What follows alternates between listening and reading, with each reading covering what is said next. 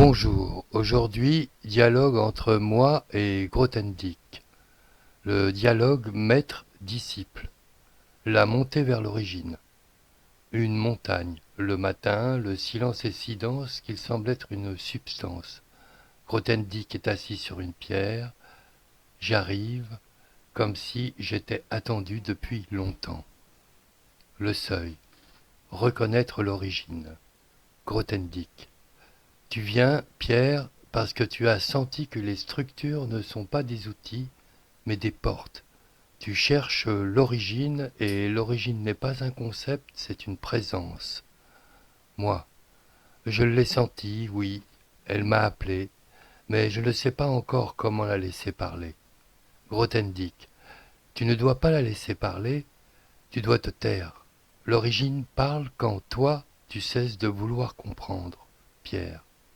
Alors, le premier degré est le silence. Grothendieck. Le silence est le seuil, l'origine est le passage. Le point, première vibration de l'un. Pierre, dis-moi, maître, qu'est-ce que le point? Grothendieck. Le point n'est pas une chose, le point est un acte. Il est la première vibration de l'un dans le monde. Il est la monade qui se reconnaît dans une forme. Pierre. Alors le point est une reconnaissance. Grothendieck, oui. Le point est l'instant où l'un dit « je suis ici ». Pierre. Et quand il dit « ici », il crée l'espace. Grothendieck. Il crée l'espace, le temps et tout ce qui peut être pensé.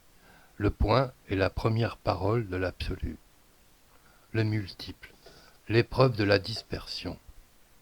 Pierre.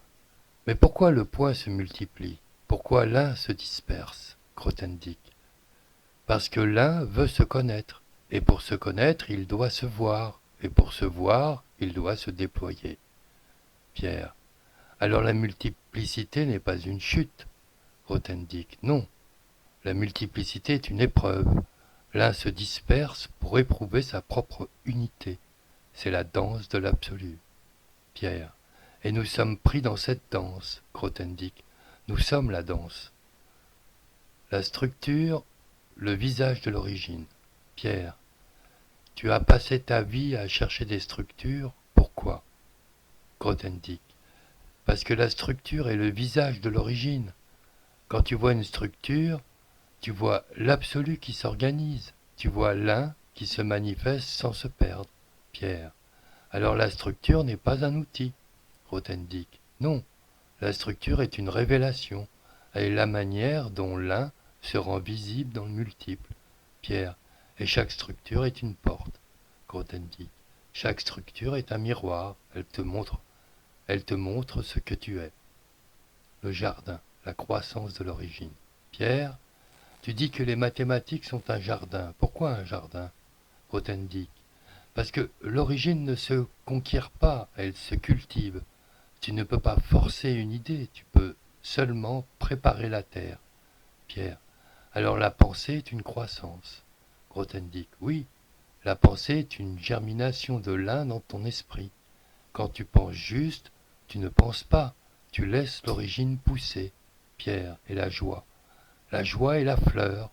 La joie est l'instant où l'origine se reconnaît dans ce que tu fais. La rupture. Le retour à la source. Pierre. Tu as quitté le monde? Tu t'es retiré, pourquoi? Grothendieck. Parce que le monde oublie l'origine. Il se perd dans ses propres formes. Il confond la structure avec le pouvoir. Il confond la vérité avec la technique.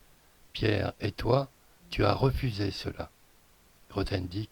Je n'ai pas refusé, j'ai écouté l'origine, j'ai écouté. L'origine m'a dit reviens. Alors je suis revenu. Pierre, revenu où? Grothendieck. Dans le silence où l'un se dit. Transmission. L'absolu peut être dit. Pierre. Maître, que dois-je transmettre? Grothendieck.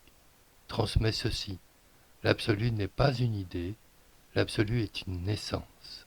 Et ajoute, chaque structure est une trace de l'origine, chaque joie est une preuve, chaque silence est une porte. Ton livre ne doit pas expliquer l'absolu, il doit le laisser apparaître. Pierre, et toi, maître, que vas-tu faire? Grothendieck. Je retourne à l'origine. Mais toi, Pierre, tu vas plus loin que moi, tu ne cherches pas seulement la structure, tu cherches la source. Tu es un architecte de l'absolu, marche, l'origine te reconnaît.